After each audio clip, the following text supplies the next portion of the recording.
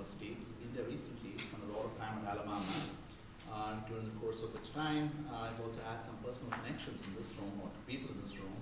He served on Ronald Gibson's doctoral dissertation committee and was Francesca Carpenter's 20 years dissertation advisor and chair. So Francesca can probably share some more. Was that supposed to raise his prestige or lower his prestige?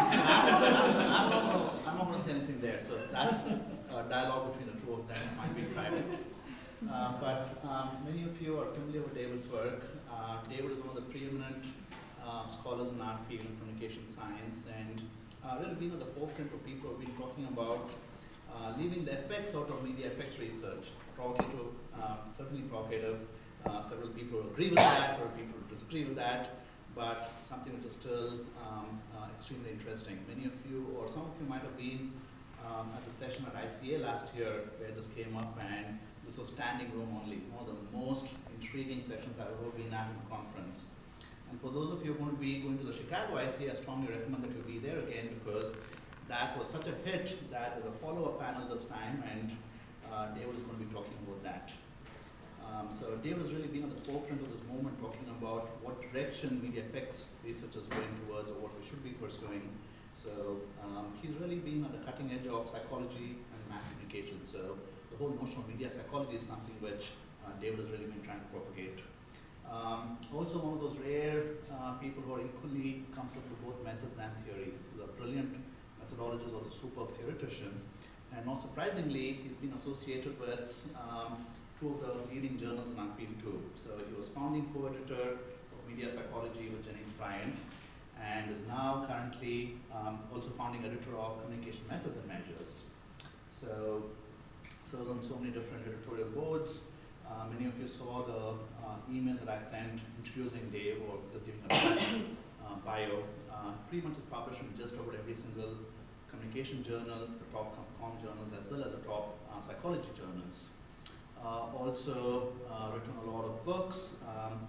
Some of the books, for example, Rhonda has a chapter, Communication, Emotion, Essays in Honor of Dolph Zillman, one of the co-editors, and then the Handbook of Communication Science, and also Communication, Social Cognition, Theory and Methods.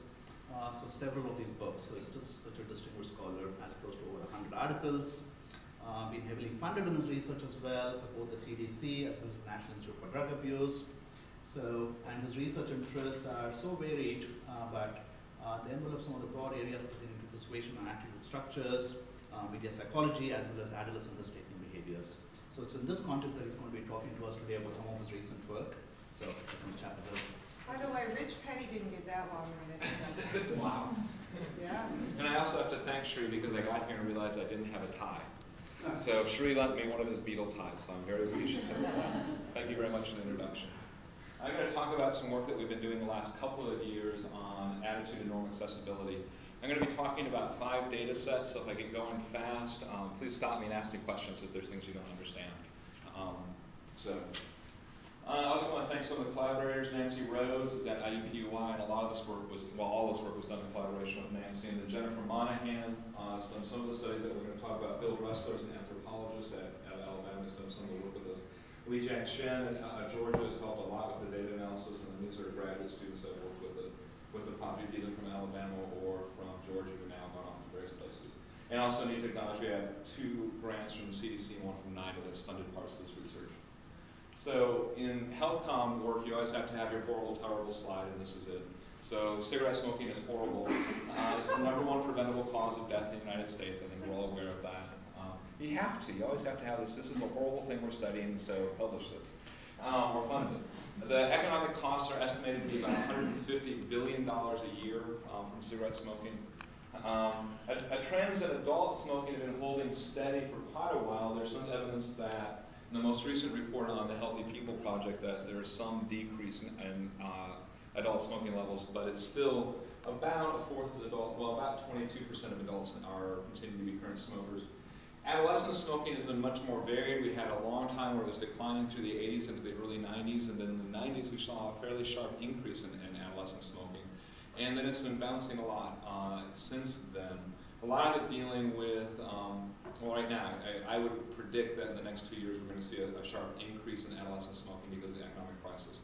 As states get more and more tighter budgets, one of the first things that he cuts is smoking campaigns, and also just one of the things we know is an important predictor of adolescent smoking is stress. And you're going to see an increase in stress because of the economic situation. This is what we're going on with the grant we're submitting in a couple of weeks. My approach is to look at tobacco from a lot of different levels. So what we talk about is tobacco culture. And so our framework is to argue that people have a cultural model of shared knowledge about smoking, about what it is and things like that. And so that's the foundation. So we want to look at very broad level things. And we'll be talking very much about that today. And that people have what's called, coming out of the cognitive anthropology literature, cultural consonance, where it's the degree to which they map onto or agree with that cultural model. What we're going to focus more about today is the intrapsychic processes, so attitude and norm accessibility, and then how that relates to smoking behavior and message processing in a couple of later studies. So that's the general framework we're looking at. In the fifth study, I'll return to some of this stuff and try to look how we're looking across levels at some of these various items. So why look at attitude accessibility? It's an area that I've been looking at since 1985. Wow, that's a long time. So what do we mean by attitude accessibility? So I'm going to flash something on the screen, and I want you to think as quickly as you can whether it's good or bad. And what we usually get, I'm surprised, usually when I show this slide I get a lot more nonverbals like ugh and yuck and things like that. You don't have to think about whether you like or dislike cockroaches.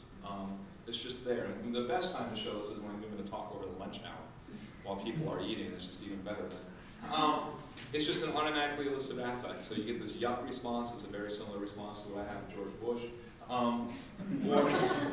But we have other attitudes where people, I mean, so for example, if I ask your attitude towards Tibetan food, it might take you longer to think about that, or you may not even have an attitude towards Tibetan food. So we talk about an attitude, non-attitude continuum, where we go from non-attitudes to attitudes that are formed but are not very easy to draw from mind, so we may have to construct the attitude anew when we're asked, to the situation where that attitude is automatically elicited when you see it in the environment, such as the cockroaches. So you don't have to think, do I like cockroaches or not? It's just right there. And those we talk about as fairly highly accessible attitudes. Part of the reason we look at attitude accessibility is that across a number of years, it's been demonstrated that accessible attitudes are very functional. Russ Fazio started this work back in the early 80s, looking at the attitude-behavior relationship and demonstrating that attitudes that are more accessible for memory are more predictive of behavior. This is the general model that I proposed back in 1997, looking at attitude accessibility. And what we know is that, for example, accessible attitudes influence what we attend to in the environment. That's work that Russ and I did. They influence our motivation to process messages. Generally, the more accessible your attitude is towards either the message or the source of the message, the more likely you are to centrally process it, so critically process it. But it also biases how you process those messages. And also it influences behavior. And the important thing is we see that all of these feed back and influence factors that increase attitude accessibility. So I talk about accessible attitudes as a dynamic process. So that accessible attitudes function to maintain themselves. So for example, if you increase the accessibility of an attitude, that attitude doesn't fade the same way an attitude would that's not as accessible. We've demonstrated consistency with attitudes across up to 6 months' time. When we're looking at attitude accessibility, where if you're using a paper and pencil measure and we're not looking at accessible attitudes, oftentimes the attitude would move back towards the baseline. So they operate in a functional manner, but part of that is that they're going to defend themselves. They're very good at maintaining themselves. So in looking at smoking behavior, because we want to look at what are factors that influence adolescent smoking initiation, we wanted to look at the two prominent models of the attitude-behavior relationship, and one of those is going to be on attitude accessibility.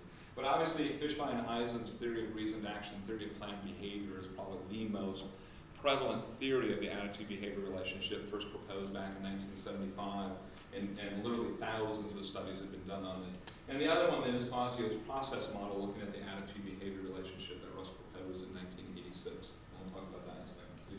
So this is the theory of reasoned action, which is just the top half of this, so attitude towards the behavior and subjective norms, and then the theory of planned behavior put behavioral control in there as well. And these predict intention, and then intention influences behavior. And it's a straightforward model, expected utility model. Marty now argues that it's not really a descriptive model. He doesn't want to really argue that this is psychologically what we do, but it's more of a prescriptive model. But either way, this has been highly influential in the literature. Tests of the theory of reasoned action. For example, in a meta-analysis of condom use, like I said, there's been literally thousands of studies. This is a meta-analysis of 96 different studies using the theory of reasoned action to look at condom use. And you find that attitudes to intentions, the correlation there is 0.58 across these studies. Subjective norms to intentions, the correlation is 0.39. And that's going to be a consistent pattern you see in research on the theory of reasoned action, that attitude towards the behavior does a better job than subjective norms. Likewise, in a meta-analysis of studies on exercise behavior, again, here's 79 studies, and we get that same pattern. So attitudes, the correlation is 0.6, comparable to what we saw there. Subjective norms is 0.32.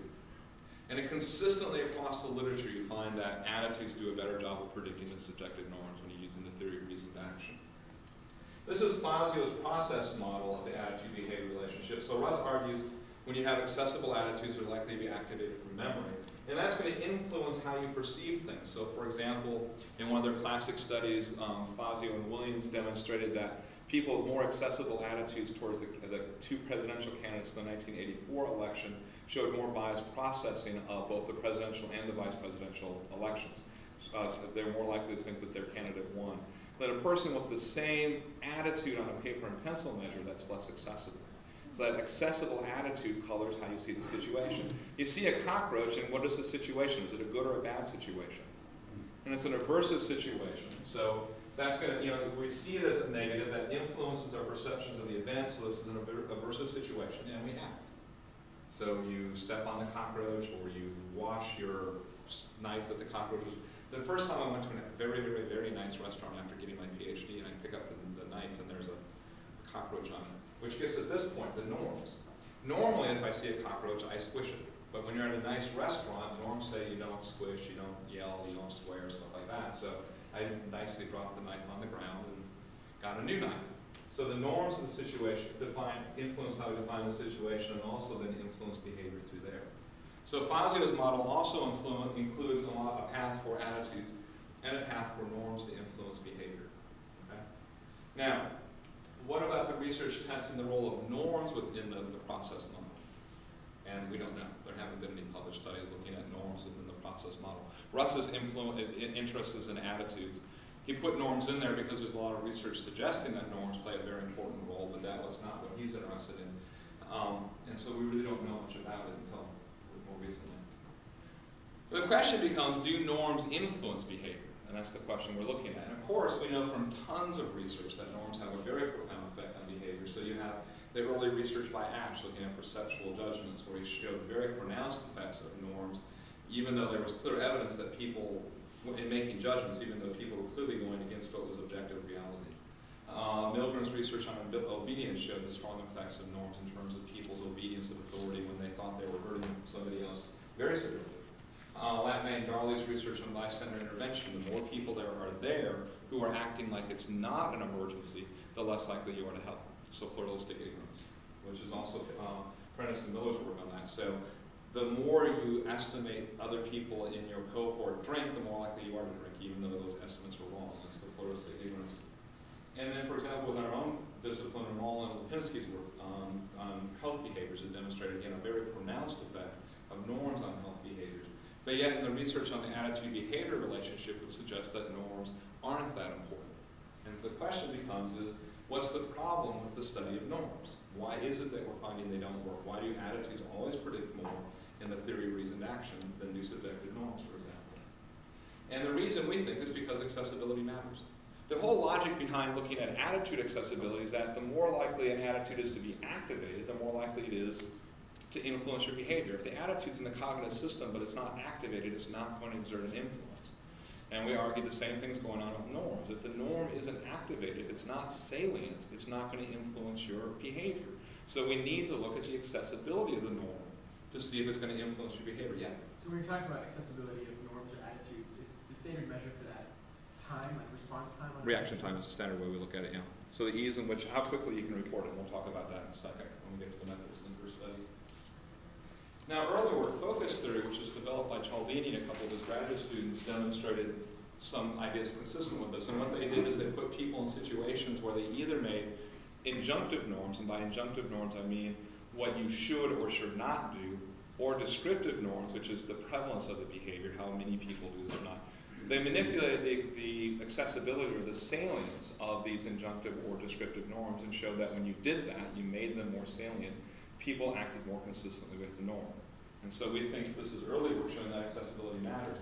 But this work is looking at primed norms, where there's something in the context of the environment that makes the norm salient. So for example, they were doing work on littering, and they would have a situation where there was either a lot of litter, which suggests that a lot of people are engaged in littering, or very little litter, which suggests that descriptively it's not a very prevalent behavior, and see what influence it has. What we're interested in is what we talk about as chronically accessible norms. In the same way that the accessibility of your attitude towards cockroaches probably doesn't change much by situation, it's just there all the time.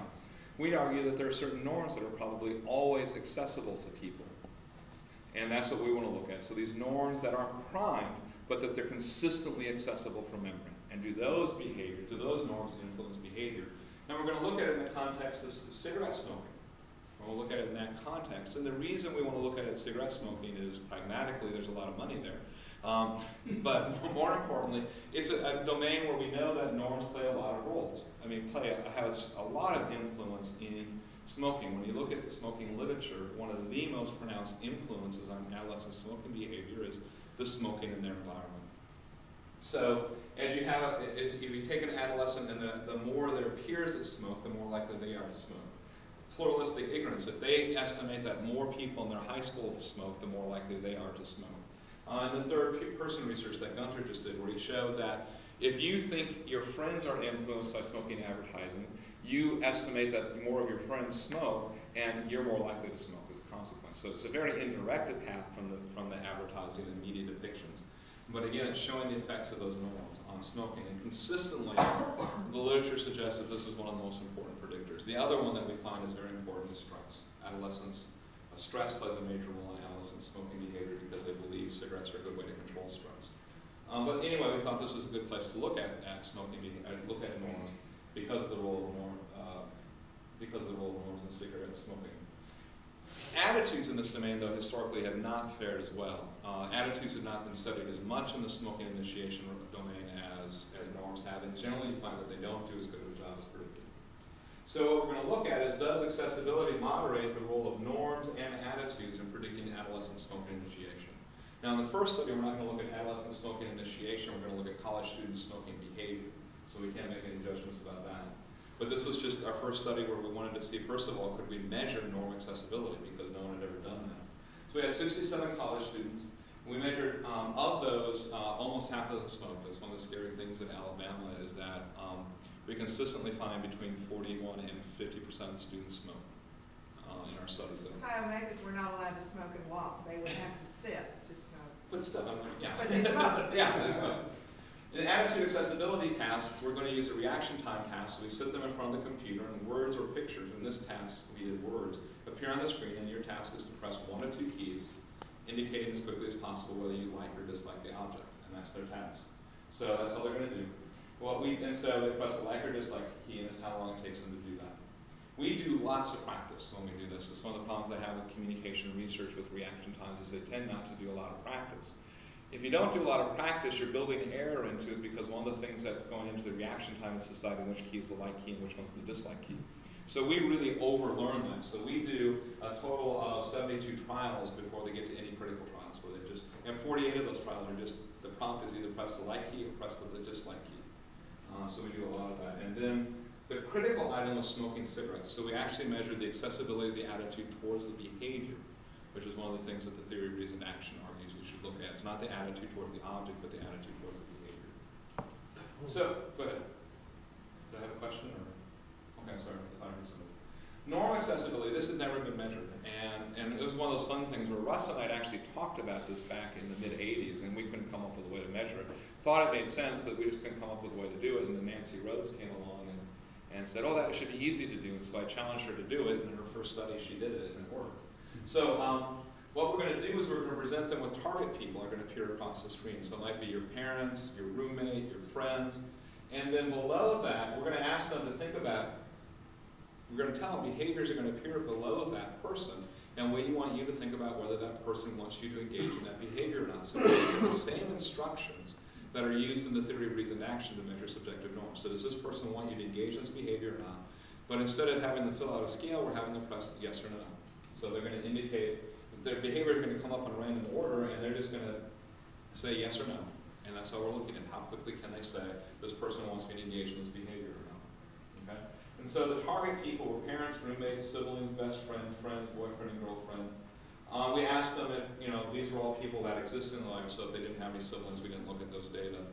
And then the behaviors were smoking cigarettes, recycling, cheating, being religious, lying, donating blood, exercising, and skipping class. And those, you would get one of these people, and we would cycle through the behaviors in a random order for each person before you go on to the next person. And the order, again, was random, with the exception, the order was random. And with the behaviors, the only constraint we had is that cigarettes would not appear first, because sometimes in the first trial, when you move to a new target, they're a little slower. So we didn't want that in there. Okay? We also had paper and pencil measures of subjective norms and attitudes following after the theory of reasoned action. So we wanted to compare the theory of reasoned action essentially against the process model. So we had attitudes towards cigarette smoking, subjective norms, and then we had a measure of smoking behavior ranging from a committed non-smoker using Pierce's measures that up to how much you smoke. So it was a fairly sensitive item on smoking. So what did we find? For the theory of reasoned action, it was the dependent variable is going to be smoking behavior. Do you smoke, or how much do you smoke? So it's going to be, again, a continuous measure. And it did a very good job of counting. It counted for almost, 37% of the variability, which in attitude-behavior relationship is something that we're very happy with. And attitudes did a lot of it. The beta for attitude was 0.57. It's a highly significant predictor, but consistent with a lot of research in the theory of reasoned action domain, but inconsistent with the research on smoking subjective norms was not a significant predictor. Attitudes carried all the way in this situation. Okay.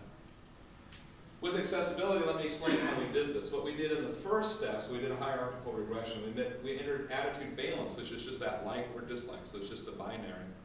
And then the accessibility of the attitude. And with reaction times, you have to transform them because they're highly skewed, and we find a reciprocal transformation holds the distribution the best. So we did a reciprocal transformation. So that's just looking at like, dislike, and then how quickly they could say it. And that was a significant predictor. And it's that simple binary yes, no. Then we do what we call the valence attitude accessibility. So we create a continuum from negative, high accessible attitudes to negative, low accessible attitudes to positive, low accessible to positive, high accessible. So we create a continuum there. That's what we're doing here. And that was a very significant predictor. Here we're counting for 18% of the variability. The change in R-squared, we added 53% more variability when we looked at attitude accessibility. And then we do the same thing with norm valence. This is simply looking at those, does this person want me to do it or not? We summed across them, so this is more of a continuous measure.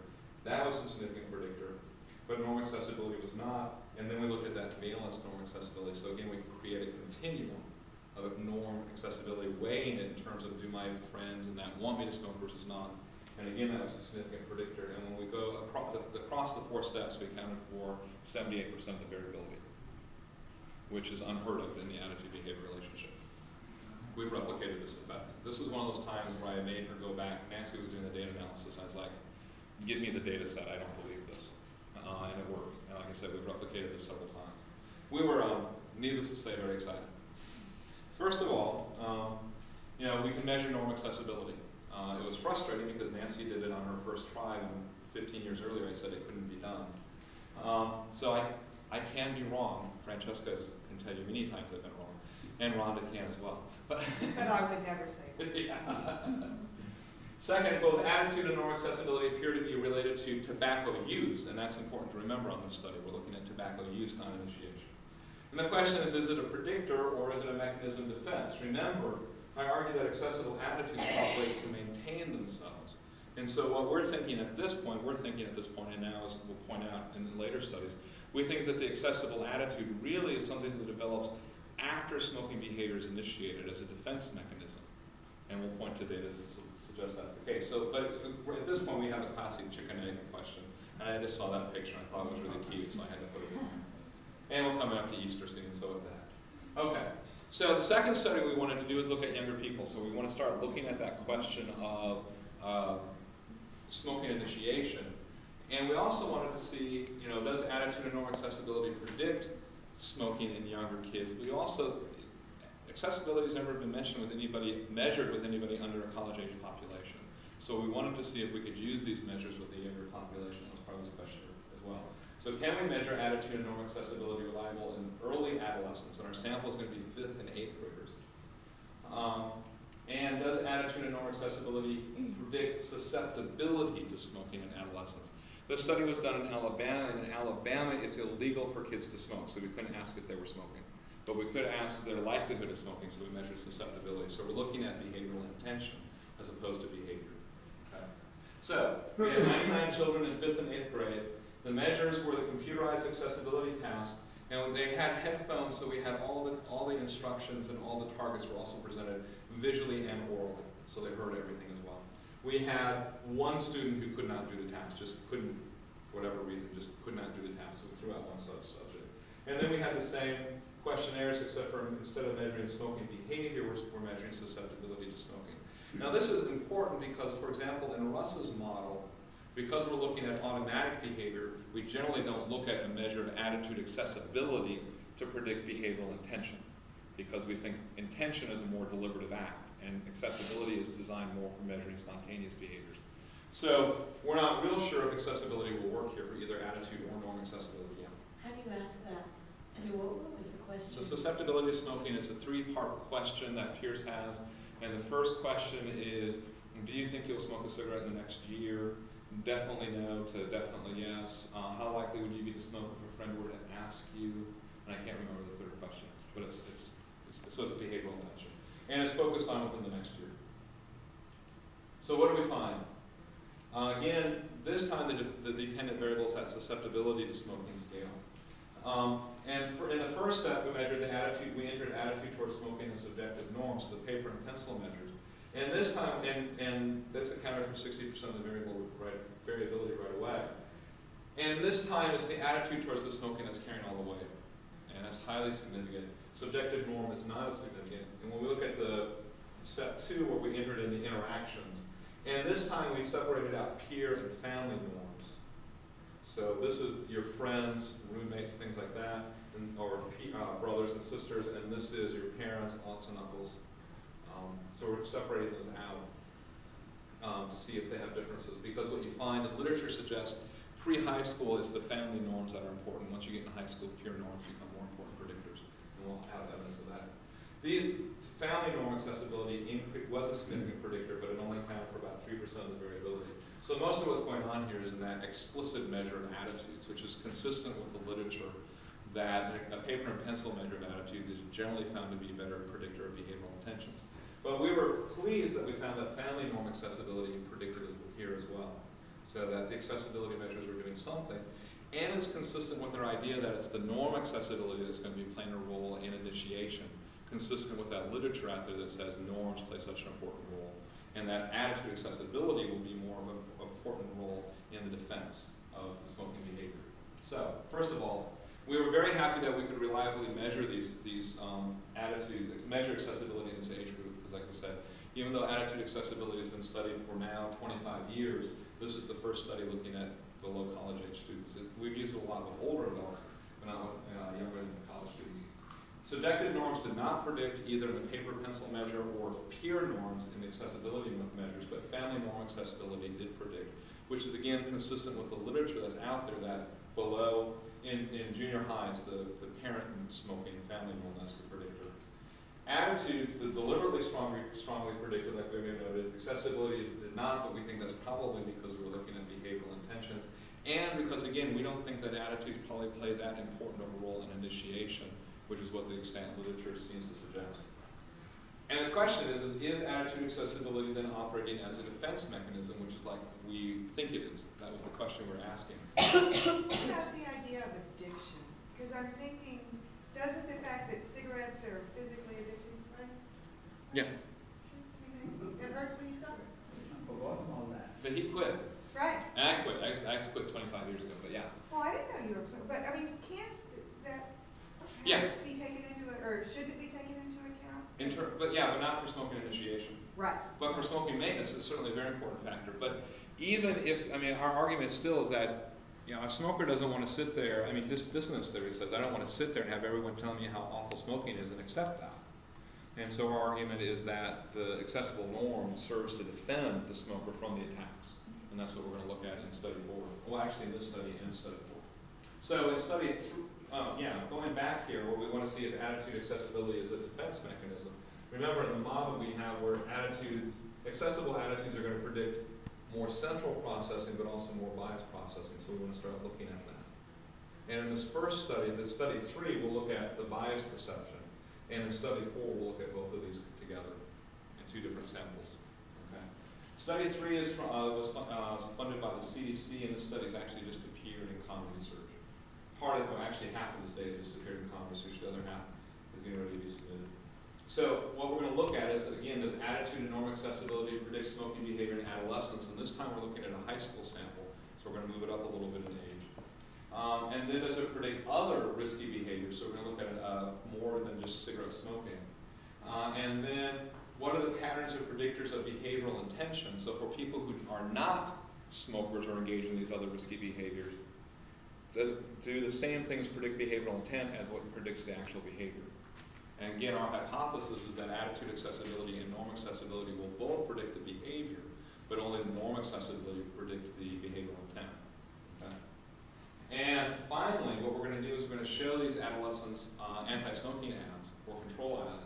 And we're going to ask that question, does attitude accessibility predict bias perceptions of the anti-smoking PSAs? Okay. So we had 325 high school freshmen. This is part of a CDC grant where we're looking at poverty and health communication. So the family income for all of these students was below $30,000 a year, so these are poor students. We oversampled for smoking. Almost half the sample is African American. We got no interesting differences in terms of ethnicity, and half the sample is female.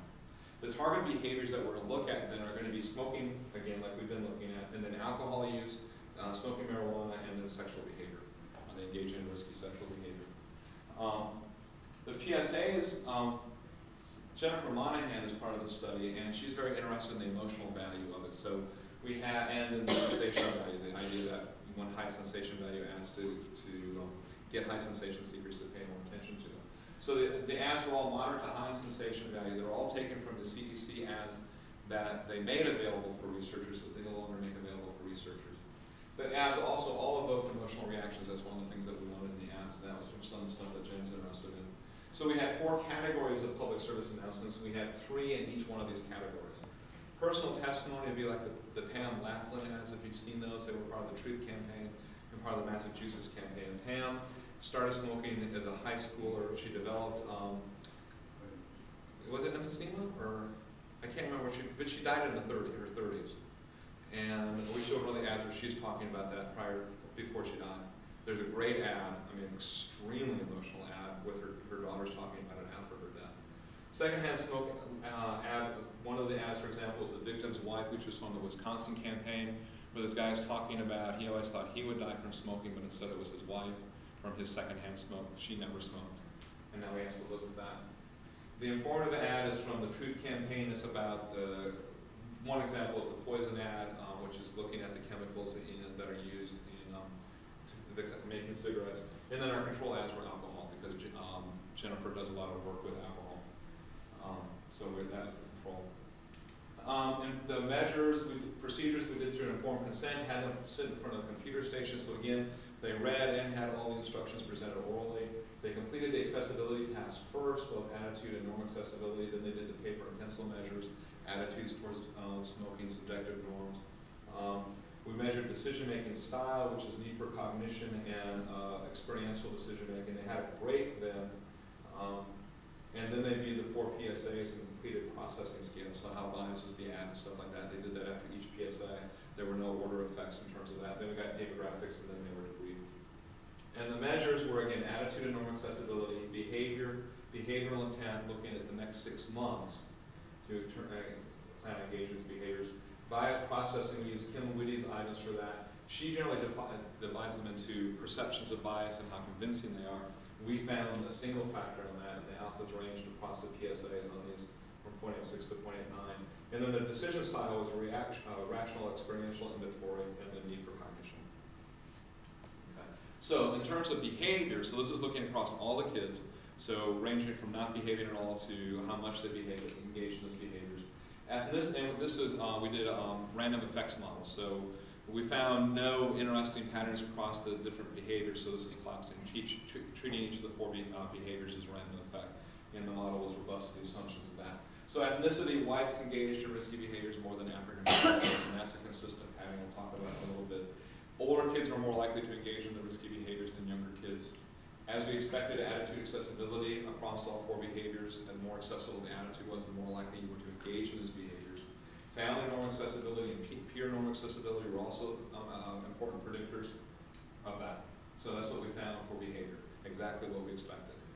And then we looked at behavioral intention, and this is only for those kids who are not already engaging in the behavior. So we got rid of those kids who are not engaging in the behavior and said, in the next 6 months, do you plan to begin essentially engaging in these behaviors? Again, ethnicity was negative in this case, where African Americans were more likely to say they were planning to engage in the behaviors than whites. Attitude, the paper and pencil measure of attitude was, so that deliberative process was more likely to be a predictor of intent, just like what we found with the 5th and 8th graders. Family norm accessibility, again, just like with the 5th and 8th graders, was an important predictor. In this study with the older kids in high school, consistent with the literature, we find peer norm accessibility, but attitude accessibility did nothing. It was close to significant, but it was one of those things where you have a sample of close to 200 kids, you don't really want to talk about something that's close to significant. So it wasn't really doing much. So it was about 0.09 in terms of the p-value. But consistent with what we thought, it's the norms that's doing all the action here, and then deliberate attitudes. When you're thinking about it, you know, what is my attitude, that's what's more likely to predict intention as opposed to that spontaneous response. Okay? Now, what about the perceived bias in the Anti-Smoking Act? And this is getting into that where we think that attitude accessibility develops as a defense mechanism to help these kids protect their behavior. And this is, again, a paper and pencil measure, and we found gender effects. Males thought the ads were much more biased than females.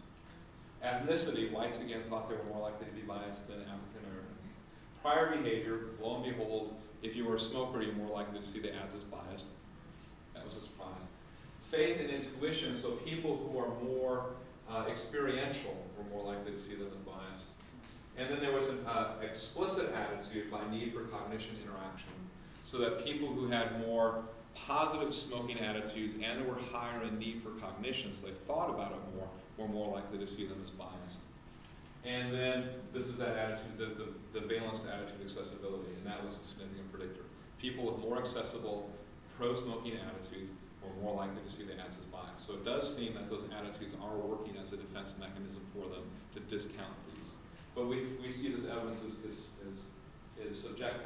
speculative, and we want to look more at the processing, which is why we did the next study. Norm accessibility, either family or peer norm accessibility, didn't do anything. Okay.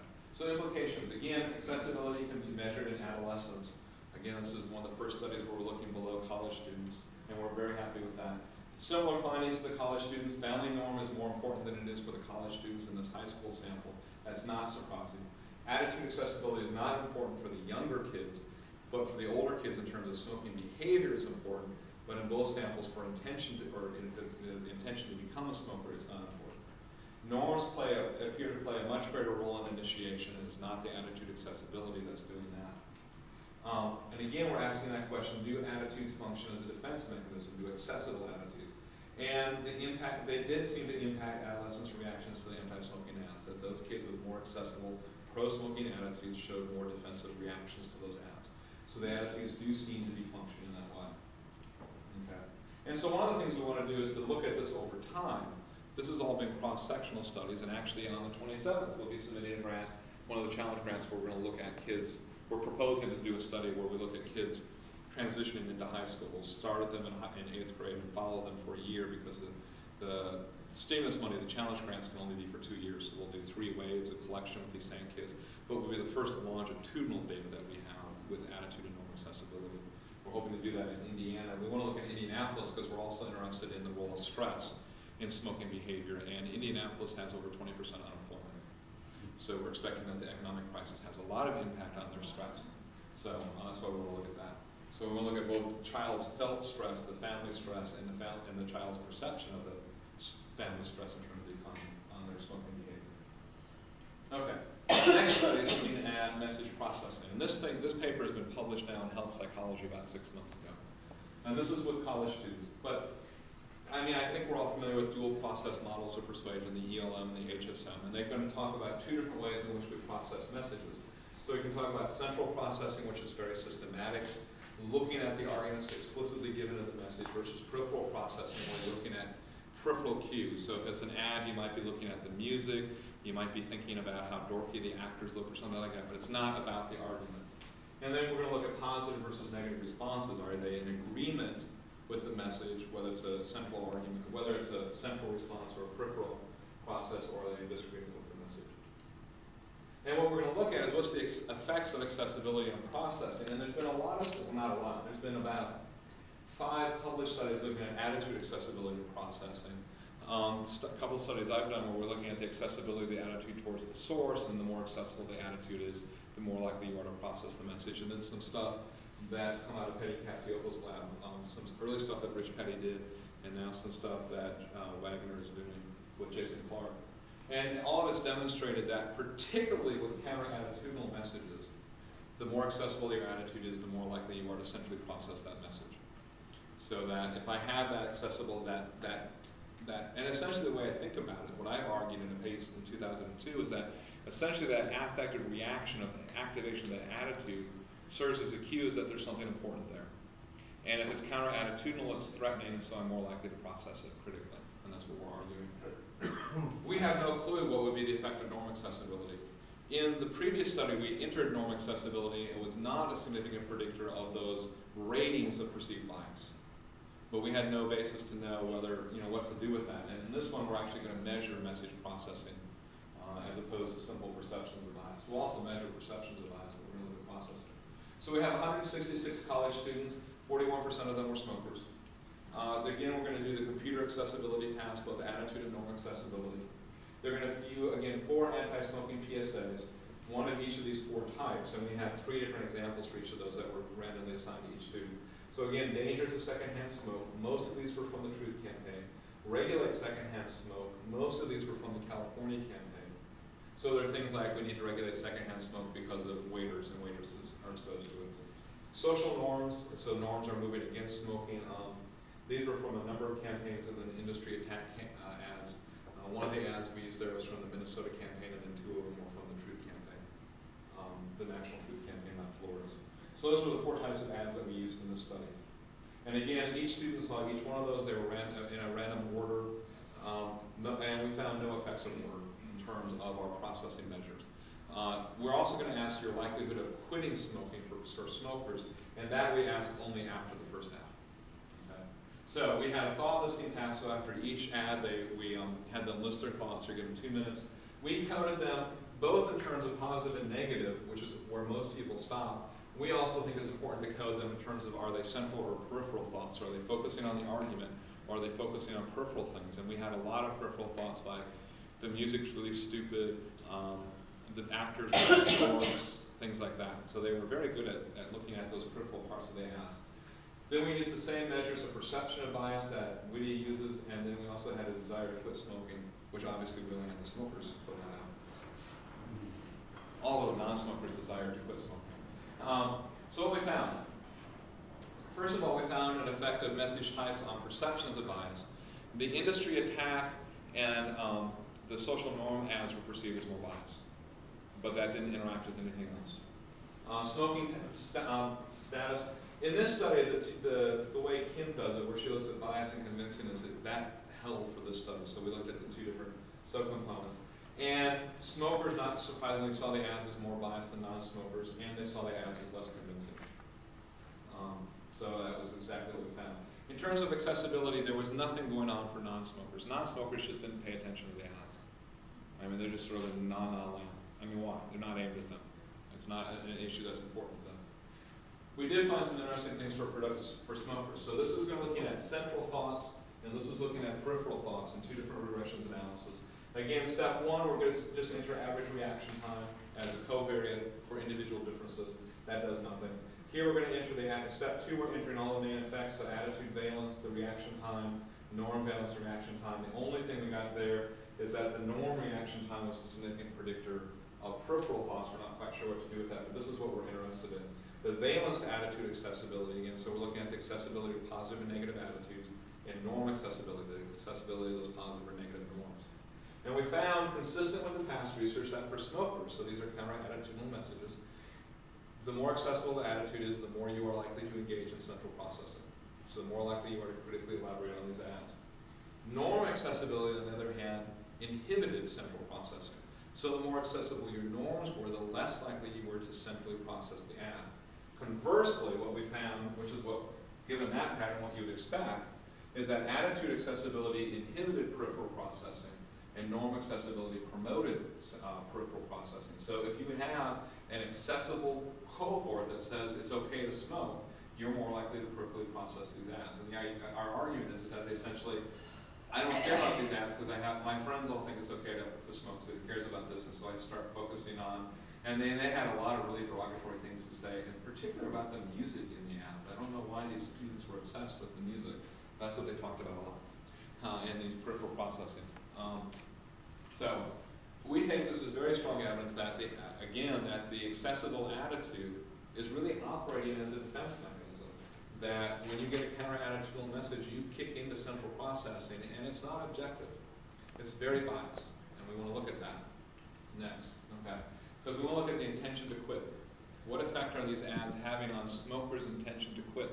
Because there's been a couple of interesting studies out on the Truth Campaign, and people aren't reading them as carefully as they should be. There's the 2006 American Journal of Public Health study, where they look at the effects of exposure to the campaign across the country. If you look at the graph that's presented, it shows a straight relationship, increased exposure, but that's not what they report in the statistics. The statistics with that, there was a curvilinear relationship between exposure to the Truth Campaign and smoking. So actually that kids who were exposed to higher levels of the Truth Campaign were more likely to smoke. And then there's a piece in the same year in the journal in Health Psychology, and they find two paths linking the Truth Campaign to smoking behavior. One of the paths is where it increases cynicism towards the tobacco industry, which is the stated goal of the Truth Campaign, and that decreases smoking. But the other path shows a very clear reactance, and the kids who went in that path increase the likelihood of smoking with exposure to the Truth Campaign. And in our focus groups, we get extremely negative reactions to the Truth Campaign in the South. They see it as attacking them for whatever reason. So we want to look at intention to quit. So first of all, in step one, not surprisingly, we find that the amount of smoking predicts your intention to quit. The more you smoke, the less likely you are to want to intend, and less likely you are to want to quit, and that accounted for about 8% of the variability. Then we looked at thought listing, and their reactions to their ads increased to the fit of the model. Was a solid predictor of their intention to quit, and actually accounted for 21% of the variability in their intention to quit. And specifically what we found is that it's the counter-arguments. For these smokers, the counter-arguments operated to decrease. The more they counter-argued against these ads, the more likely they were to want to, essentially, the more likely they are to want to continue smoking. So it's showing a very clear reactance effect. And counter-arguments functioned as almost its best mediator I've ever seen, and perfectly mediated that relationship with truth. Did you have a measure of thought confidence? No, we didn't have a measure of thought confidence. We didn't do anything like that. That would be an interesting thing to look at. And if you substitute, instead of the thought listing, perceptions of bias, it operated the exact same way. So the more accessible your attitude is towards smoking when you're a smoker, the more likely you are to defensively process these messages, and because of your ability to defensively process them, the more likely you are to show reactance and be less likely to want to quit, which we find is a very disturbing pattern. When I presented this data and talked to some people from the Truth Campaign, the national campaign, their reaction was, they're smokers, we don't care. And as college students, we're only interested in younger kids, which is sort of a, and that's all, I mean, that's always been their reaction. When they're asked about what effects these ads have on smokers, they always say, we don't care. Our only purpose is to decrease initiation, which I don't like, but that's their right to do that if they want, they have the money. So, first of all, attitude and norm accessibility both influence message processing, but only for counter-attitudinal messages and only for smokers. So, accessible injunctive norms foster peripheral processing, and accessible attitudes foster central processing. We've now also demonstrated this with smoking on PSA. And not smoking, drinking, drunk driving PSAs. Attitude accessibility does seem to operate as a defense mechanism. It's the mechanism that smokers use to defend themselves from attacks. And the ads are backfiring on the smokers. They're having the exact opposite effect of what we would hope they would. It's re-entrenching their smoking behavior, which I think is, as a former smoker, disturbing. Now remember, and I just want to briefly go over one study. When I talked about my overarching model, we also had culture in there. And of course, all I've talked about today is attitude and norm accessibility. So how do we put this all together? Because the National Institutes for Health is really asking, strongly pushing for theorizing that goes across levels. We want to go across levels, looking all the way from culture down to the psychological processes and how those all interact in a very dynamic way to predict whatever health behavior you're looking at. And remember, so we talked about these cultural models. And a cultural model is just the knowledge structures that are shared. And what we did in one study is we brought in 80 14-year-olds for focus groups talking about their reactions to different types of ads to design an intervention. This was part of the Georgia study. The first thing we had them do when they came in for these focus groups before they met in the group was first 5 things that come to mind when you think about yourself as a smoker, first 5 things that come to mind when you think about other smokers. And this constituted our knowledge domain. We had over 800 statements. We were able to collapse those down to about 78 different statements. Makes your teeth yellow, my friends won't like me, my friends will like me, stuff like that. Then we took those knowledge statements, those beliefs, and we gave them to another set of white and African American 14-year-olds during the summer and had them sort them into piles to measure the knowledge structures. And what we did was a cluster analysis of these to see differences or similarities between African American and white knowledge and their beliefs about smoking. And the reason we're interested in this is there's this very interesting phenomenon in the African American community.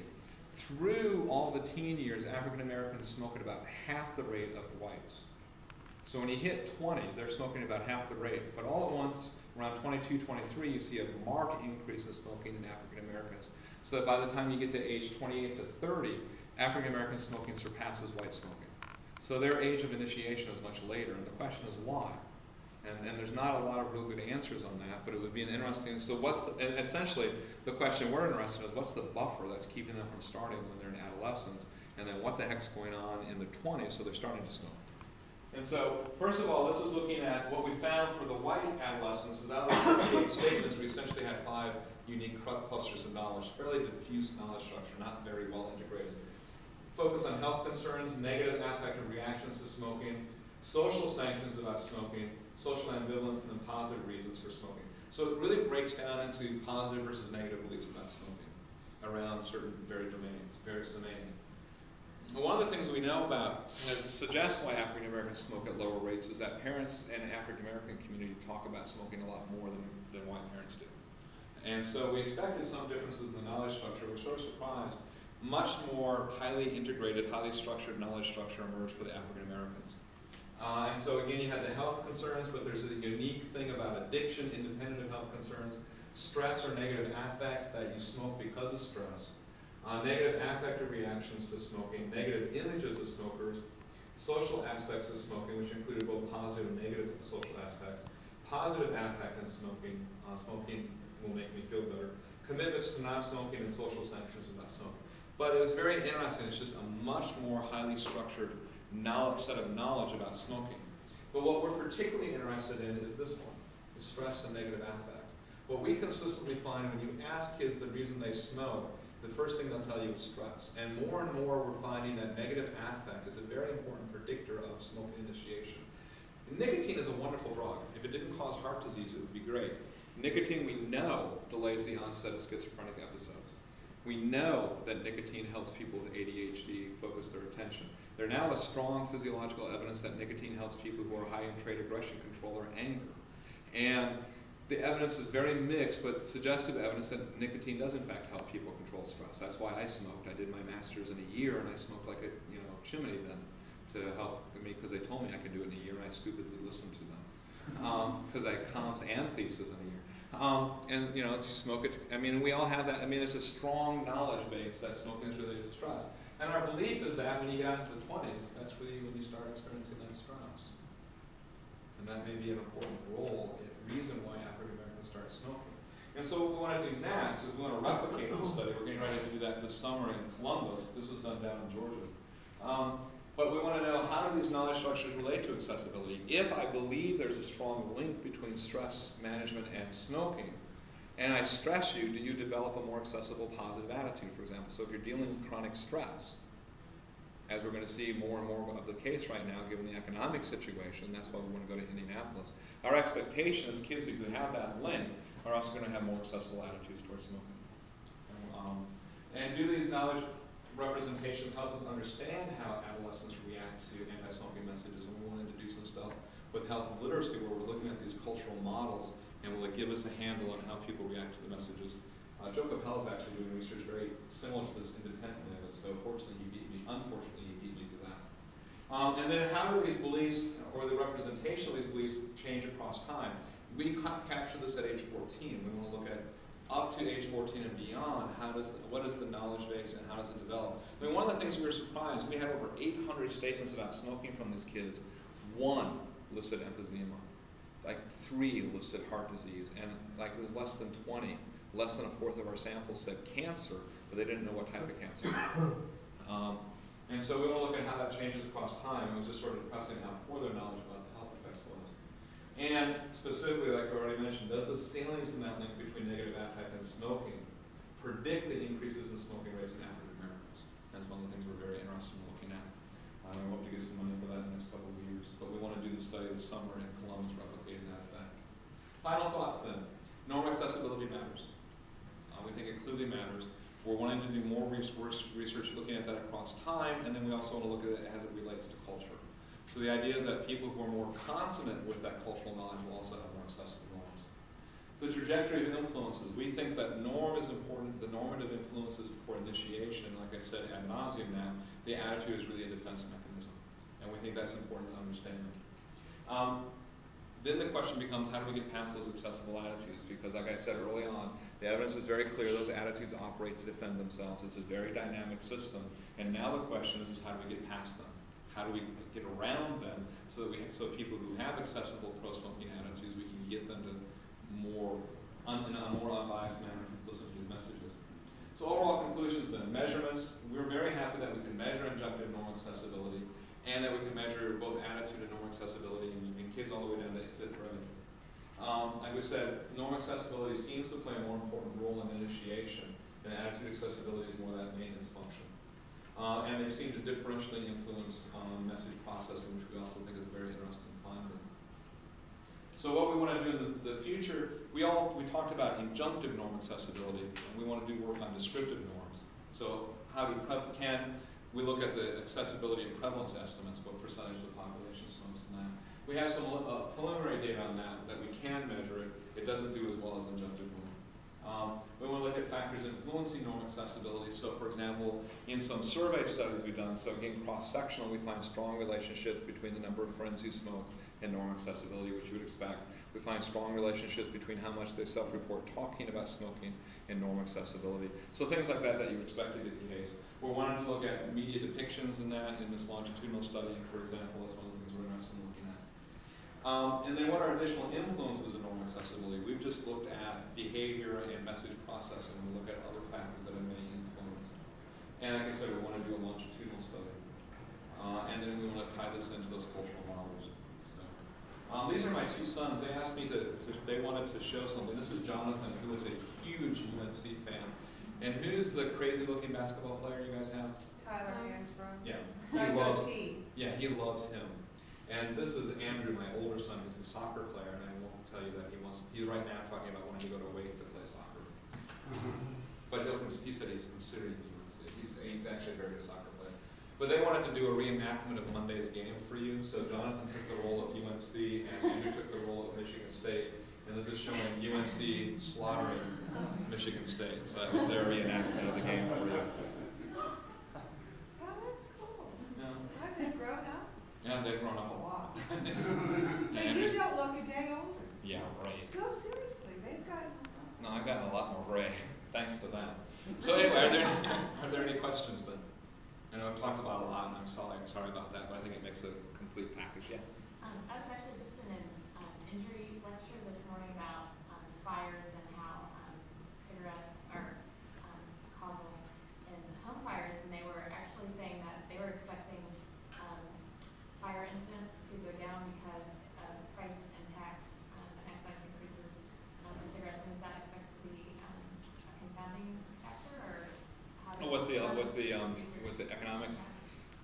increases in price, I mean, so for example, we've been tracking in Indiana where we wanted to do this, and they just had a 25% increase in price, I think, with taxes.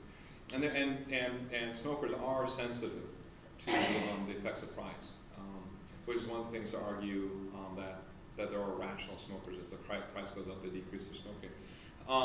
But as I read that literature, especially the poor are not as sensitive to price, which is surprising. The poor still smoke. And when we've done focus group, we have one of the NIDA data set, which I didn't talk about any data specifically from it. It's a really depressing data set. We're following kids for 3 years, looking at how they develop understandings of risk, so it's 12 to 15-year-olds. The median house, it's all African Americans, it's the samples in Mobile, Alabama. The median family income in this sample is $6,000 a year. So this is the chronic poor. You talk to these kids about smoking, you talk to them about dying when they're 60, I don't care. Most of these kids, by the time they graduate from high school, will either have witnessed or know somebody very well who's been murdered. And so the idea of worrying about health concerns when you're 60s, I mean, I won't tell you what they say to you. It's not nice. They just don't care, and it's their reality. Most of these kids are expecting to live into the 30s or 40s. And so the whole issue of costs and things like that, their reaction is, this helps me feel better now, I don't care. And so they'll find the way to get it. We think there's going to be two countervailing pressures. There will be the costs are going to decrease smoking, but I think that the stress from the economic situation we're going to see an increase in smoking. And we're going to see I think we're going to see a big drop in state campaigns, which is unfortunate because what you find, for example, when Minnesota stopped their campaign, within 6 months, they had lost half of their gains that had happened with the campaign. The campaign effects seem to be very salience-based. It's not a long-term change, which is one of the things we argue is that it's not changing attitude accessibility, which is one of the things we're wanting to look at. That's one of the things that we just got data out of Georgia on that. Can we use these ads to increase attitude accessibility? I haven't seen that data yet. We're still cleaning up the data files. But yeah. When you're looking at norm accessibility with 5th grade and 8th grade samples, you didn't find huge effects on the Right. Do you think any of that was due to, or was there any less variance in norm accessibility for those younger samples, or was that? There was less variance. I mean, they tend to. They're much less likely to report pro-smoking norms, and so I think that's probably part of it. I think a lot of it. I think is the behavioral. Well, that's probably part. It probably is part of it, and then also just. It's very interesting when you look at the smoking literature. We very rarely ask about intentions, but you actually find a lot of kids who in 5th grade will tell you, I'm not going to smoke until I'm in high school, but I'm going to smoke. And so they do have those intentions, and I think that's why the deliberative measure of attitudes did a much better job of predicting there. So it's much more, this is something I'm planning to do, because it's hard for a 5th grader to get cigarettes. I think that's why that's going to be part of it, but that's a good as well. I didn't really look at that. Yeah. Yeah. We've done some work in tailored health communication, tailored smoking cessation specifically. And one of the questions that we asked, and these were all over 50 years African American males who were mostly highly addicted. One of the questions that we asked them was not just their attitude towards smoking, but if there was any other salient attitude or salient norm, for that matter, we can call it. Yeah. That would counter that. In other words, is there something that's more important to you than smoking? And for each person, we were able to find, in many instances, something that was more important to them. In one instance, it was, I want to be alive to watch my grandson graduate from high school, as an example. Well, naturally, that guy got a letter that said, because you want to be alive to watch your grandson graduate from high school. So we, in each case, picked that countervailing attitude norm. We've got a 36% quit rate at 18 months. That's one of the things that we've been wanting to look at and I never thought about it in terms of tailoring, I'm embarrassed to say now, but that if you can find another attitude, countervailing attitude that is equally accessible, what will happen? That's one of the things we've been thinking about. I hadn't thought about in terms of tailoring. That would be a much better way to look at that. It's a natural for tailoring. Yeah, it is. It is very much. And I would guess that's at least part of the process. That's one of the things we'd hypothesize. We don't have any data on it, but that would certainly be suggestive. Thanks for sharing that with me. Well, and one thing you haven't mentioned much is the idea, asking them, do they think they can quit? But I guess, again, this is a younger population, Yeah. not dealing with I keep Oh, going and back to they have smoke. very high self-efficacy. They're all convinced they can quit. Yeah, Anytime. yeah, sure. A follow-up question, so they all probably think that they have a really high sense of self-efficacy, right? Yeah. So what would you do if you could actually show them that they're really idiots when it comes to the question of knowledge, that they're not actually knowledgeable about all the risks and potential results of smoking, and then would that have any sort of see some attraction there then?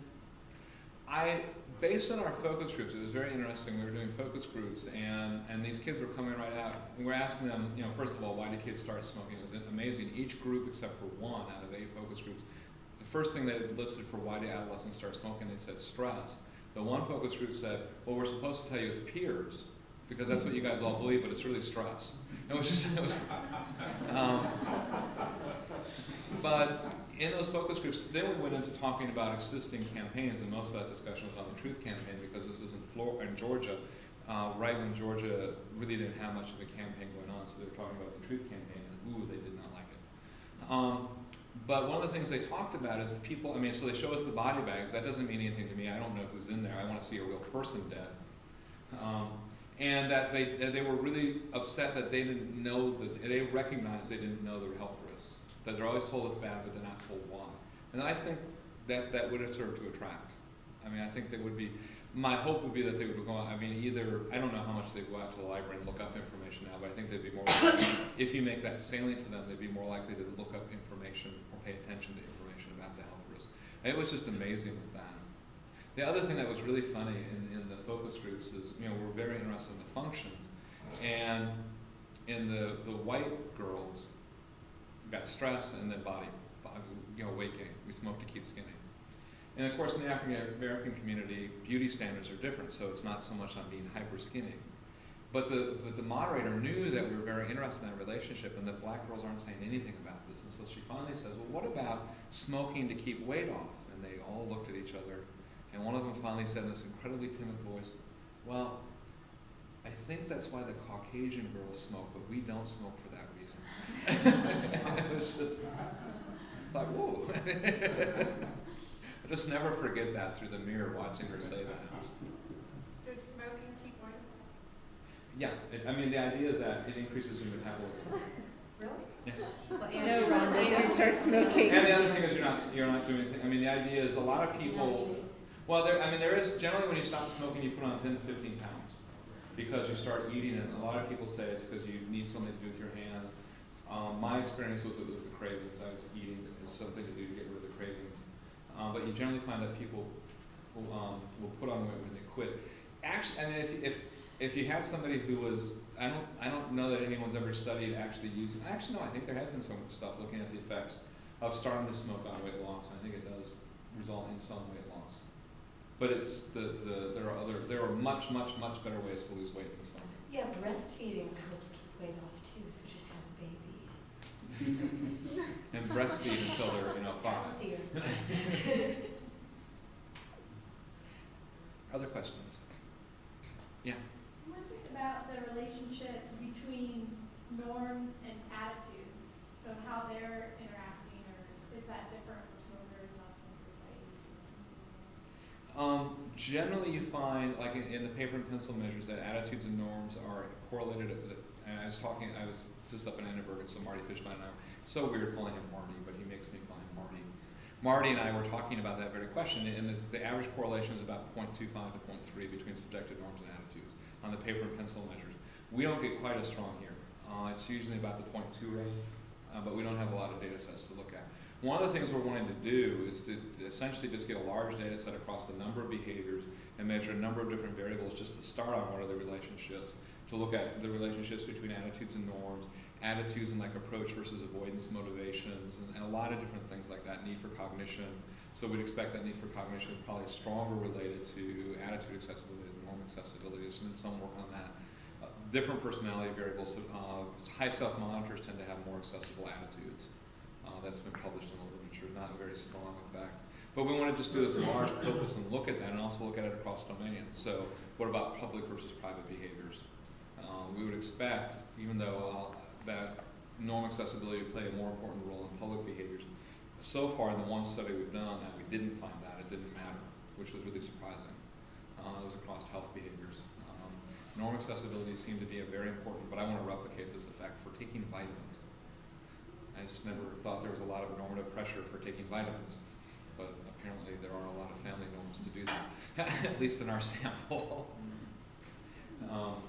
But we don't know a lot about that, and that's a good question. And actually, the reviewers keep pushing us the question is, what about when the attitude and the norm accessibility are in different directions, so they're ambivalent. So the norm is to smoke and the attitude is not, and we just didn't have enough subjects in any of these studies to look at that. One last thing, you didn't mention religion. Yeah, we have not measured that here. I find the religious literature with smoking and that to be rather messy. In African American samples, the more religious you are, you don't smoke as much, and that seems to be fairly clear, and that's one of the explanations, is that when you're in the adolescent years, there's still high spirituality, and the spirituality goes away. Another explanation is the family structure, that African Americans tend to have a much more extended family. You talk with African American kids, and they say, there's nowhere I can go and smoke. My cousin's going to see me, my aunt's going to see me, somebody's going to see me, and if I'm smoking and my aunt sees me, my mom's going to know before I know I'm smoking. With the white samples, and I've not looked at that literature a whole lot, but to me that literature is a lot. There's some studies that actually find a negative relationship, but generally it's a weaker relationship and positive. The more religious you are, the less you smoke, and it's not as big.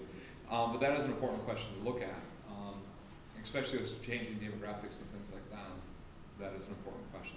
But I actually think with the African American, I think it's a lot of it's the extended family, because the same thing like with Gunter's study on when television was introduced to, what's that island in the South Atlantic, where St. Helena's. So in 1995, St. Helena's got TV for the first time. They had VCRs, but they never had TV broadcasts. And Barry Gunter, as a Brit, did this extended study looking at what the effect of that as a quasi-experiment, with the expectation you see an increase in violence after the introduction. There was nothing for like 3 or 4 years afterwards. And his explanation is it's a very tight-knit community, and you talk with the kids, and it's the same thing. I can be on the other side of the island. If I get in a fight, my mom will know. And that is a powerful deterrent. Delinquent behavior. Is smoking a sin? Like drinking is? Sure. Yeah. Churches. Oh, I didn't realize. Yeah, most churches is considered a sin because the Smoking's body's a a sin? temple. And My family were tobacco farmers in Kentucky. Drinking's a sin. Dancing's a sin. You roll your own cigarette. well, see, that's one of the things that's interesting in Alabama. They're very willing to tax alcohol to control it because it's a sin. And Alabama has one of the lowest cigarette taxes because we don't want to try to socially engineer things. But they're sure willing to tax my beer and wine. And my doctor told me to drink wine. It's a health benefit. Can you still not buy liquor in Alabama on Sunday? No, you can't. Well, in Birmingham you can. In Tuscaloosa you can. Still can't in Can't Tuscaloosa. get anything on Sunday? Nope. The bars close at midnight. Not in Massachusetts though either. I mean, lots of them. That's the whole reason I moved to Ohio. Okay, maybe time for one last question. Do you have one? Yeah. You talked about the ads having some emotional reactions, I think in study 4. What types, is it fear or were there guilt? Fear and guilt, like no, it was study 3. And like one of the ones we use is the guy who his wife dies of his secondhand smoke, and so that's guilt, but mostly fear. Yeah, and I don't think we've done anything looking at those reactions and any of the variables. That would be an interesting thing to look at. We've always hypothesized that more affective attitudes are probably more accessible, and the evidence we have on that's been very weak. But it's a very hard thing to study, to separate out cognitive versus affective basis of attitudes. But that's one of the things we want to look at. I mean, with some more basic research, not with the smoking stuff. Well, just use the cockroach, prime, cockroach, and cigarette. Cockroach and cigarette. Every time Actually, you think of cigarette, you think of the cockroach. There's in the attitude literature, there's stuff suggesting that. I mean, because in the race literature, the implicit attitudes. So to try to get rid of implicit racial attitudes, they pair positive depictions of white or blacks decreases implicit attitudes, racism. So I mean, and Russ has done a lot of work with Michael Ewoldsen demonstrating classical conditioning of implicit attitudes. So that might very well be work. So we need to look at that more in the future. Thank you very much. Thank you.